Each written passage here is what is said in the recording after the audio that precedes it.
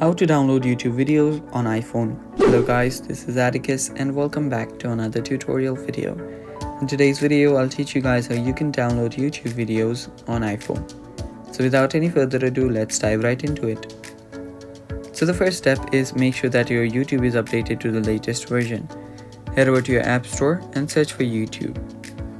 After you search for YouTube, make sure that there isn't an update button like this one here.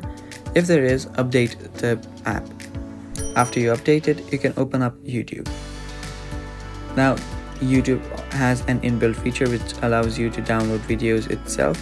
So if you find a video that you like and that you want to download, you can open that up. So I'll just open a really random video.